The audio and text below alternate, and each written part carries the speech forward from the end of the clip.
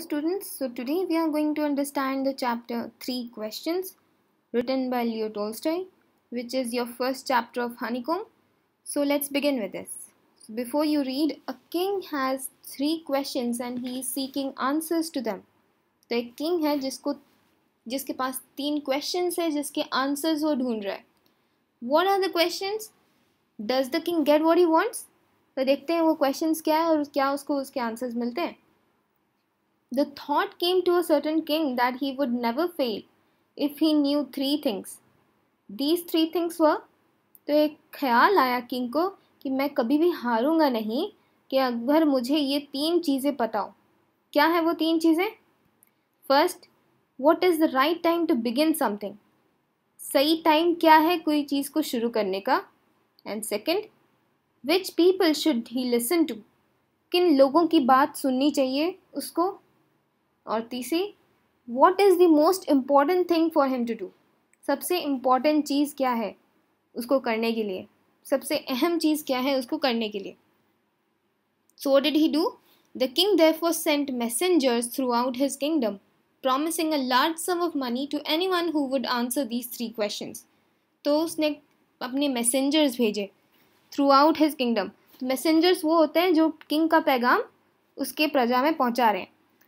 तो promising a large some of money, तो जो उनके आंसर्स देगा उसको एक बहुत अमाउंट ऑफ पैसे, बहुत बड़ा अमाउंट पैसे का मिलेगा. many wise men came to the king. बहुत ही बुद्धिमान लोग आए किंग के पास, but they all answered his questions differently. सबने अलग अलग आंसर दिया. In reply to the first question, तो फर्स्ट क्वेश्चन क्या था? What is the right time to begin something? उस क्वेश्चन का आंसर कुछ लोगों ने क्या किया? Some said the king must prepare a timetable and then follow it strictly. जैसे हम एग्ज़ाम के पहले टाइम टेबल बनाते हैं, हम आज पढ़ेंगे, फिर सुबह उठेंगे, फिर पढ़ेंगे, फिर हम नाश्ता करके पढ़ते रहेंगे. तो ऐसे कुछ टाइम टेबल बनाएं और उसे स्ट्रिक्टली फॉलो करें. I know it is hard, but he has to do it if he must listen to them. Only in this way, they said, could he do everything at its proper time. अगर ऐसे किया तभी वो time पे ख़त्म कर सकता अपना काम. तो कुछ ने कहा, others said that it was impossible to decide in advance the right time for doing something. तो कुछ लोगों ने कहा कि impossible है, ये तो संभव ही नहीं है, ये हो ही नहीं सकता कि आप पहले से एडवांस में डिसाइड करके रख लें कि क्या होने वाला है. Right. The king should notice all that was going on, avoid foolish pleasures, and always do whatever seemed necessary at that time. तो किंग को अपने आसपास जो भी चीज़ हो रहा है उसे नोटिस करना चाहिए, क्या हो रहा है नहीं हो रहा है. अवॉइड फूलिश प्लेजर्स, मतलब उसके सारे प्लेजर्स, उसको जो आराम है उसको छोड़ना पड़ेगा. And always do what is seems necessary, जो चीज़ें इंपॉर्टेंट है वही काम करना चाहिए उस टाइम पे. Yet others said the king needed a council of wise men who would help him act at the proper time. तो कुछ लोगों ने कहा कि उसे एक काउंसिल होना चाहिए. काउंसिल मतलब एक ग्रुप ऑफ मेंबर्स जो काउंसिलर्स हों किंग के, जो उसको समझा सके कि किस टाइम पे क्या करना है. This was because one man would find it impossible to decide correctly. तो एक इंसान के लिए ये इम्पॉसिबल है कि वो उस टाइम क्या डिसीजन ले. Without the help from others the right time for every action, उसको जांचना वो इम्पॉसिबल है. But then others said that there were some things which would be urgent. तो कुछ चीज़ें अर्जेंट हो सकती हैं, ऑन द स्पॉट चाहिए. These things could not wait for the decision of the council. Council का वेट नहीं कर सकते कि वो बैठें, डिसाइड करें और उसके बाद फैसला हो. In order to decide the right time for doing something, it is necessary to look into the future. And only magicians could do that. The king therefore would have to go to the magicians. तो कुछ लोगों ने कहा कि हम future से ही पता कर सकेंगे कि कैसा होगा. तो कोई हमको चाहिए जो फ्यूचर में देखें. और कौन देख सकते हैं वो? Magicians. And only magicians could do that. Magicians कर सकते हैं, इसलिए वो किंग को magicians के पास जाना चाहिए. फिर उन्होंने कहा in their answers to the second question क्या था? Which people should he listen to? उसे किसकी बात सुननी चाहिए? Some people said that the people most necessary to the king were his counselors. Counselors कौन है? जिनकी बातों को किंग को सुनना चाहिए, जो किंग को एडवाइस करेंगे, दोज आर द काउंसलर्स. और कुछ ने कहा, others said the priest, A few others chose the doctors, and yet others said that his soldiers were the most important. कुछ ने कहा priest important है, कुछ ने कहा डॉक्टर important है, कुछ ने कहा soldiers important है. To the third question. अब तीसरा क्वेश्चन क्या था हमारा? What is the most important thing for him to do? सबसे इम्पॉर्टेंट चीज़ उसके लिए क्या है? Some said science. साइंस हमारे लिए बहुत इम्पॉर्टेंट है. Others chose fighting. फाइटिंग हमारे लिए बहुत इम्पॉर्टेंट है. And yet others religious worship. Religious worship मतलब पूजा पाठ करना ज़्यादा इम्पॉर्टेंट है. As the answers to his questions were so different, the king was not satisfied and gave no reward. तो उसको आंसर्स इतने अलग अलग मिले कि जो किंग है उसको सेटिस्फैक्शन नहीं मिली. सेटिस्फैक्शन मतलब संतुष्टि नहीं मिली, और इसने कोई रिवॉर्ड नहीं दिया उनको, कोई पैसे नहीं दिए. Instead, he decided to seek the advice of a certain hermit who was widely known for his wisdom. तो उसने सोचा मैं खुद जाऊँगा, वो जानता है एक hermit को, तो उसकी एडवाइस वो खुद लेगा, क्योंकि वो बहुत फेमस है उसके विजडम के लिए. विजडम मतलब कि उसकी समझदारी, उसके ज्ञान के लिए वो बहुत प्रसिद्ध है, बहुत जानने वाला वो हर्मिट है. हर्मिट कौन होता है? जो सारे वर्ल्डली प्लेजर्स को छोड़ चुका है, अकेले रहता है और एक सिंपल लाइफ जीता है, उसको बोलते हैं हर्मिट. तो किंग ने क्या किया? The hermit lived in a wood which he never left. तो हर्मिट एक वुड में रहता था. Wood is a kind of a forest which is meant here. He saw no one but simple people. उसने और किसी को नहीं देखा, सिर्फ सिंपल पीपल से ही, जो आम लोग से बात करता है, ज़्यादा बड़े लोगों से बात नहीं करता है. And so the king put on ordinary clothes. इसीलिए किंग ने आम से कपड़े पहन लिए. Before he reach the hermit's hut, the king left his horse with his bodyguard and went on alone. और हॉर्स को अपने बॉडीगार्ड के साथ छोड़ दिया और वो वहाँ अकेले गया. As the king came near to the hermit's house, he saw the hermit digging the ground in front of his hut. वो अपने झोपड़ी के सामने खुदाई कर रहा था. तो किंग ने जब देखा और उसे क्या किया? He greeted the king and continued digging. तो hermit ने किंग को देखकर उनको ग्रीट किया और कंटिन्यू किया उनके खुदने में. The hermit was old and weak, and as he worked, he breathed heavily. तो जैसे वो काम कर रहा था क्योंकि वो बहुत कमज़ोर था, बूढ़ा हो चुका था, इसलिए वो बहुत ज़ोर ज़ोर से सांसें ले रहा था. The king went up to the hermit and said, I have come to you, wise hermit, to ask you to answer 3 questions. How can I learn to do the right thing at the right time? Who are the people I need most? And what affairs are the most important? तो king ने जाकर hermit को कहा ये 3 questions जो उसे चाहिए थे और उसके आंसर्स उसे चाहिए उससे. The hermit listened to the king but did not speak. Hermit ने किंग की बात सुनी पर वो कुछ नहीं बोला और वो वैसे ही खुदने लगा. He went on digging. तो क्या हुआ? You are tired, said the king. King ने कहा तुम थक चुके हो. Let me take the spade and work in your place. मुझे स्पेड दो. स्पेड क्या होता है? ये जो पकड़ा हुआ है जिसे खोद रहे हैं, इसको स्पेड बोल रहे हैं. और वो खुदने की कोशिश करेगा. King. Thanks, said the hermit, giving the king his spade. Then he sat down on the ground. तो hermit बैठ गया ज़मीन में और king खुदने लगा. When the king had dug 2 beds, he stopped and repeated his questions. The hermit gave no answer but stood up, stretching out his hand for the spade, and said, Now you rest and let me work. But the king did not give him the spade and continued to dig.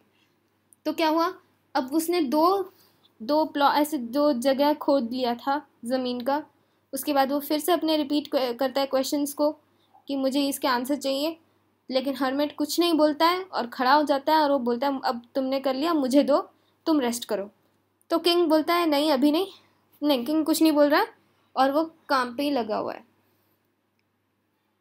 1 hour passed, then another.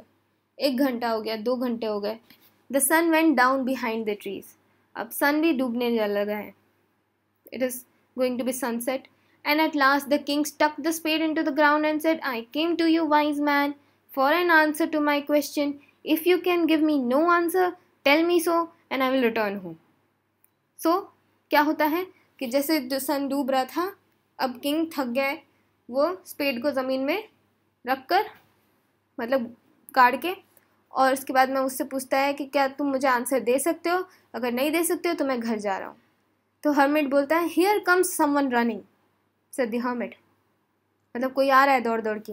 The king क्या करता है, the king turned around and saw a bearded man running towards him. तो king जैसे पलटता है उस देखता है कि उसके पीछे एक दाढ़ी वाला इंसान दौड़ दौड़ के आ रहा है। His hands were pressed against his stomach from which blood was flowing. तो ब्लड, खून निकल रहा था उसके पेट से, जिसके लिए वो अपना हाथ दाब के रखा था अपने पेट में। When he reached the king, he fainted and fell to the ground. तो किंग के पास जब तक वो पहुंचा वो गिर के बेहोश हो गया। The king and the hermit removed the man's clothing and found a large wound in his stomach. तो जैसे उन्होंने कपड़े निकाले तो उन्होंने देखा एक बहुत बड़ा जख्म है, चोट लगी है उसको। The king washed and covered it with his handkerchief. तो किंग ने धोया और उसके हैंकरचीफ, उसके रुमाल से बांधने की कोशिश की। But the blood would not stop flowing. पर खून रुक ही नहीं रहा था। The king redressed the wound until at last the bleeding stopped. तो बार बार उसको ड्रेसिंग करने की वजह से, जैसे ड्रेसिंग करते हैं डॉक्टर्स, वैसे करने की कोशिश की वजह से वो खून बंद हुआ। Now let's do the comprehension check first. Why did the king want to know answers to the 3 questions? उसे वो 3 questions के आंसर क्यों चाहिए? The answer is the king wanted to know answers of his 3 questions because he wanted to be a successful ruler. उसे एक बहुत ही कामयाब राजा बनना था। Messengers were sent throughout the kingdom. Messengers जो है पैगाम वो लेके जा रहे थे पूरे प्रजा में फैलाने के लिए। क्यों? To fetch wise men, क्या उनको वाइज मैन चाहिए थे, या फिर to find answers to the questions, या to look for the wise hermit, और to announce a reward for those who answer the question? The answer is number 2, bit number 2, to find answers to the question. उसको questions के answers चाहिए थे। उसके बाद continue करते, the man felt better and asked for something to drink. अब man जो है वहीं पर जो पड़ा हुआ है और उसको थोड़ा महसूस हुआ अच्छा, और वो उसको कुछ पीने के लिए चाहिए। The king brought fresh water and give it to him. तो जो किंग ने पानी लाकर उसे दिया। By this time the sun had set and the air was cool. अब क्या हुआ, सन जो है पूरा सेट हो गया था, हवाएं चल रही थी ठंडी ठंडी। The king with the hermit's help carried the wounded man into the hut and laid him onto the bed. तो किंग और हर्मिट दोनों मिलकर द वुंडेड मैन, जिसको जख्म लगा था, उसको बेड पे लिटाते हैं अंदर जो हर्मिट के घर पे। The man closed his eyes and ले क्वाइट, चुपचाप लेट गया। The king tired by his walk and work he had done, lay down on the floor and slept through the night. तो अब किंग भी क्या हो गया, वो फ्लोर में, ज़मीन में लेट गया, और क्योंकि वो इतना काम किया था, इतना वॉकिंग किया था, तो उसको भी नींद आ गई, वो सो गया। When he awoke, जब वो जाग गया, it was several minutes before he could remember where he was or who the strange bearded man was lying on the bed was.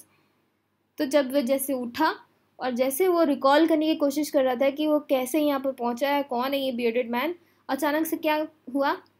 Forgive me, said the bearded man in a weak voice.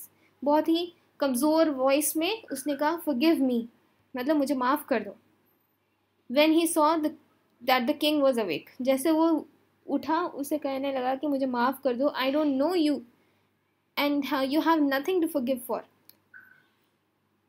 मुझे तुम्हें नहीं मालूम है और मेरे पास कुछ नहीं है तुम्हें माफ़ करने के लिए। किस चीज़ के लिए माफ़ करूं? किंग ने कहा। You don't know me, you do not know me, but I know you. I am the enemy of yours who swore revenge on you because you put my brother to death and seized my property. I knew you had gone alone to see the hermit, and I made up my mind to kill you on your way home. But the day passed and you did not return. So I left my hiding place, and I came upon your bodyguard, who recognized me and wounded me. तो क्या हुआ? तो जब वो कौन है, उसका enemy है, उसका दुश्मन ही है जो उससे बदला लेना चाहता। तो swore revenge मतलब उसने कसम खाई थी कि वो बदला लेगा on you, किंग के ऊपर। Because you put my brother to death, उसने उसके ब्रदर को, मैंने उसके भाई को फॉर अ रीज़न, कोई रीज़न की वजह से मार दिया था। And seized my property, seized मतलब कि बंद कर देना प्रॉपर्टी को, मतलब उसको और नहीं मिलेगा उस प्रॉपर्टी पे कोई हक।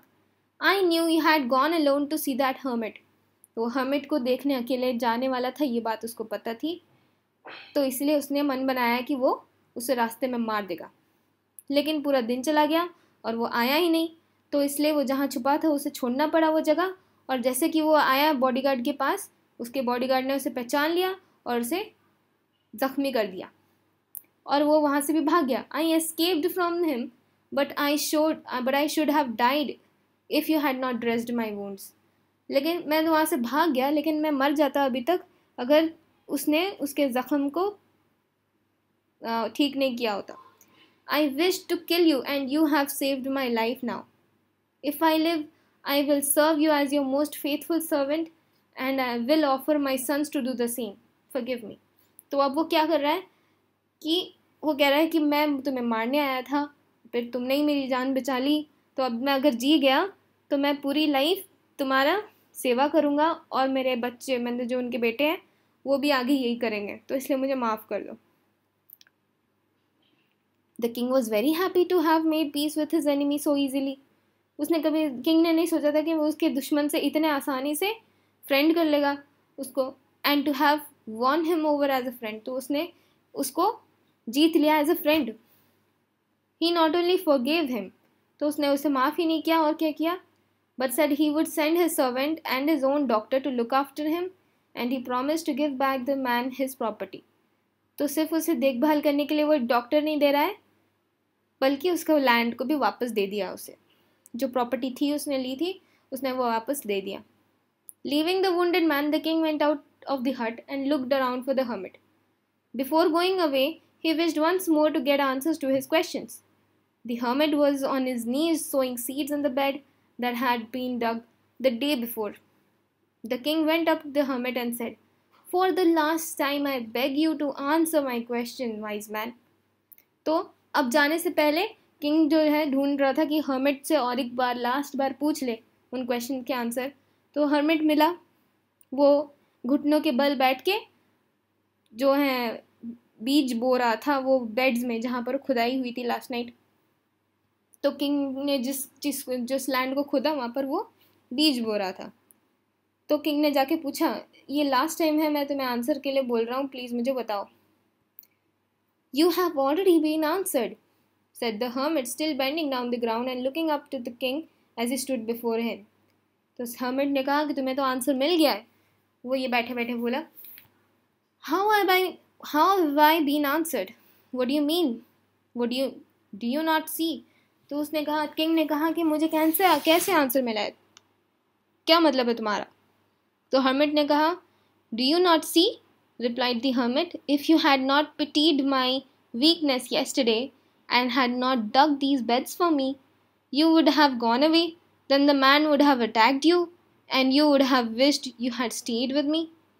तो hermit ने कहा, अगर तुमने मुझ पर तरस नहीं खाया होता, पिटीड मतलब तरस खाना, मेरी कमज़ोरी पे, माई weaknesses yesterday and had not dug these beds for me, ये खुदाई नहीं की होती मेरे लिए, तो तुम चले जाते और वो आदमी तुम पर अटैक करता और तुम विश करते, तुम इच्छा रखते कि तुम यहीं पर रह जाते मेरे साथ। So the most important time was when you were digging the beds. सबसे इम्पॉर्टेंट टाइम था जब तुम खोद रहे थे ये बेड्स को, दो लैंड के पीसेस को। And I was the most important man, मैं वो इम्पॉर्टेंट मैन था जिसको तुम सुन रहे थे। And to do me good was your most important business, और सबसे इम्पॉर्टेंट काम क्या था उसके लिए, हर्मिट की भलाई करना। Afterwards when the man ran to us, जब वो आदमी आया तो उस टाइम क्या हो गया, the most important time was when you were caring for him, because if you had not dressed his wounds he would have died without having made peace with you. So he was the most important man and what you did for him was the most important business. तो जब वो आदमी आया तो उसकी caring करना, उसका ख्याल रखना सबसे इम्पोर्टेंट काम था, और उसको ड्रेसिंग अगर नहीं किया होता तो वो मर जाता और वो उससे पीस कभी नहीं करता, और वही तुम्हारा उस आदमी को ठीक करना ही सबसे इम्पोर्टेंट काम था। रिमेंबर देन, तो ये बात याद रखना, there is only one time that is important and that is now. तो सबसे इम्पोर्टेंट टाइम क्या है? नाउ है, अभी अभी इसी वक्त जो टाइम है वो इम्पोर्टेंट है. It is the most important time because it is the only time we have any power to act. तो वही एक टाइम है जो हमारे पास पावर है उस पर काम करने का. The most necessary person is the person you are with at a particular moment. उसी टाइम पे जिसके साथ हो वो तुम्हारे लिए इम्पॉर्टेंट पर्सन है. नेसेसरी मतलब important person. For no one knows what will happen in the future. कि किसी को नहीं मालूम कि फ्यूचर में क्या होने वाला है. And whether we will meet anyone else. क्या पता हम आगे चल के किसी और को मिलेंगे. The most important business is to do that person good. उस इंसान के साथ अच्छा करना, भला करना सबसे इम्पॉर्टेंट काम है. Because we were send into this world for that purpose alone. हम इसी दुनिया में इसलिए आए हैं ताकि एक दूसरे के साथ भला करें. So let's look into some awesome words, some new words. Counselors. Counselors बोलते हैं member of council को. मतलब एक group of members जो तुम्हें सलाह करें, जो तुम्हें सलाह दे, एडवाइस दें, उनको बोलते हैं काउंसलर्स. हर्मिट बोलते हैं एक इंसान को जो अकेले रहता है और बहुत ही सिंपल लाइफ जीता है. A person who lives alone and leads a simple life. वो वर्ल्डली प्लेजर्स जो हैं, दुनिया के सारे मोह माया से दूर रहता है, उसको बोलते हैं हर्मिट. वुड या वुड्स बोलते हैं स्मॉल फॉरेस्ट को. फॉरेस्ट मतलब जंगल. अफेयर्स मतलब कोई थिंग या मैटर्स, कोई चीज़ों के मैटर. जैसे the king was dealing with this matter and all the foreign matters और द वर्ल्डली मैटर्स और क्रिमिनल मैटर्स, इनको बोलते हैं अफेयर्स. कोई भी मैटर के बारे में बात करना मतलब अफेयर करना. कोई थिंग्स भी बोल सकते हैं उसको. रीड्रेस्ड या ड्रेस्ड बोलते हैं तैयार करना. यूँ तो तैयार होने को बोलते हैं ड्रेस्ड, पर लेकिन इस चैप्टर में ड्रेस्ड मतलब the scientific way of dressing, the medical way of dressing, मतलब कि जो ड्रेसिंग करते हैं वुंड को, जो ज़ख्मी है उसको ठीक करने को. यहाँ पर रीड्रेस्ड मतलब कि उसको वो हैंकर चीफ ने उसको वो रैप कर चुका था, फिर उसे खोलकर उसने फिर से ठीक किया. That is redressed. Faithful, loyal and true. Loyal मतलब कि ईमानदार, true मतलब सच्चा. Loyal मतलब किसी और धोखा नहीं देने वाला.